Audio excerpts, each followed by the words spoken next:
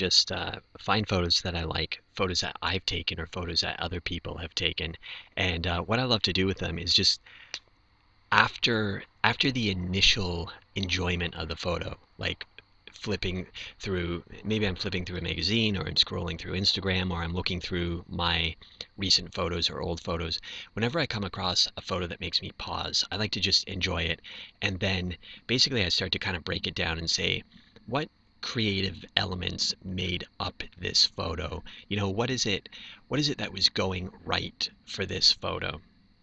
So this is a picture of uh, my daughter as a newborn, and it's a photo that I took.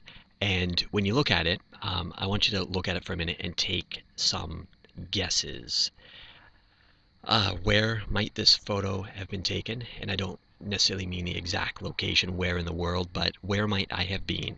Might I have been outdoors or indoors, in a studio, in a living room? Um, where could I be in the house? What would the light source be? Studio lighting or a window light? Could it be moonlight? Uh, what do you think is going on in this photo? So I'll tell you, it was the light that inspired this photo. So my daughter here is just a couple of days old, and my wife and I were outside. We love to get outside. I do a lot of work from home and a lot of work indoors, processing photos and that kind of thing. And I love to just escape outside for even 5 minutes if I can. So 5 minutes to hang up laundry, or 20 minutes to read a chapter of a book or something like that. Just every now and then I get up and I go outside and I spend a few minutes outside, and I find the stress and everything just melts away, and it's kind of like a reset. So I was sitting out there reading, and my wife woke up from her nap with the baby and came outside, and we're sitting there in the shade, and we're just chatting, and I looked over and I saw the way that the light was hitting my daughter, and I loved it. And then I thought, hey, I got to get a picture of this. So I ran inside and I got the camera. I was using the Fuji X100S, and not that that necessarily matters a whole lot, but if you're kind of geeky like me, you'd be interested in that fact. So that's the camera I was using. I ran in and grabbed it. I had other cameras and lenses and whatnot I could have used, but I grabbed that. I thought it would be just perfect for this photo. And so, like I said, we're sitting in the shade, but you can see that there is light on my daughter's face. It kind of looks like, like the sun is hitting her, but it wasn't exactly direct sunlight that was hitting her. It wasn't exactly sunlight at all. It was just kind of the way the light was filtering through the trees. And so, like I say, it wasn't a direct shaft of sunlight, but just kind of how the indirect light was filtering through the trees and falling on her face. I think it actually looks more harsh in this photograph than it really was. We're careful not to let our newborns or our infants just lay out in the harsh sunlight. But anyways, so what is it about the light that I love about this? So it's backlight, so it's the direction that the light is coming from, and you can tell that this is backlight because when you look at this side of her face over here, it's all in shadow, and it's the other side of her that is actually being lit up, and you can see the light kind of skimming across her face a little bit. So it's called backlight because it's behind your main subject, whatever you're photographing. In this case, it's my newborn daughter. It could be a flower, a tree, anything that you're photographing. If the light is behind it, it's called backlight.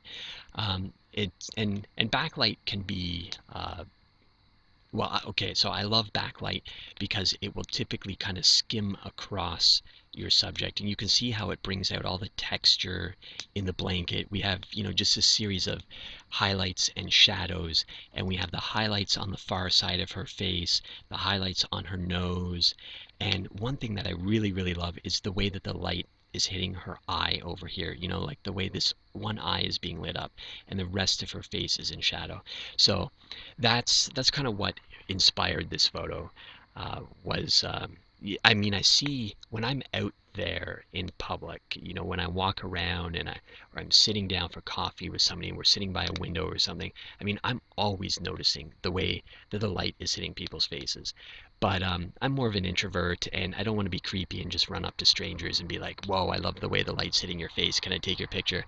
So, in moments like this, every now and then, when I finally get that chance, my daughter was sleeping, and so she wasn't gonna object. And of course, if this was whatever, a grown up, a friend or something like that, and I told them to hold still, what's the first thing they're going to do? They're going to move, right? So I'm going to end up losing the light. And anyways, that's what inspired this shot. And so she's just laying there in my wife's lap.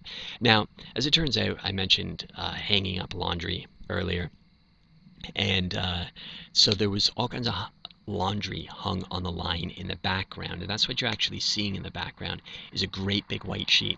So for the first couple shots I took, the sheet was kind of awkwardly positioned, like I wasn't paying attention to the background.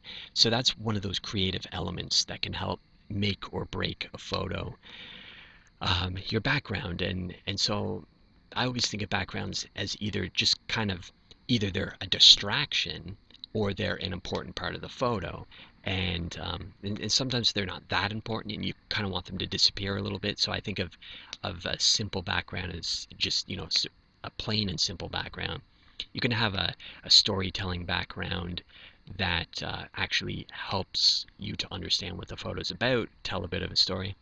So there was this great big white sheet hung on the line to dry. There was no way for me to work the laundry drying on the line in, in a good way. I kind of tried, because laundry hanging on a line can be kind of rustic or nostalgic feeling or whatever, but there's just no way to kind of work it in a way that made sense.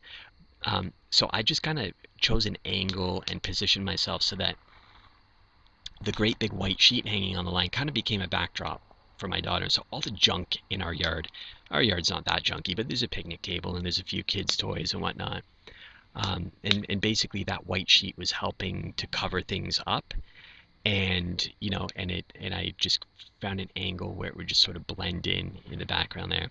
So I'd be curious to know, what you think of this photo, what you think about the light, what you might have thought, what maybe your guesses were at first when I said, where do you think this photo was taken? In a studio, outdoors, in my house? What lights what light was I using? Was it a studio light or natural light? I'd love to hear your thoughts. So there's just a little bit about this photo.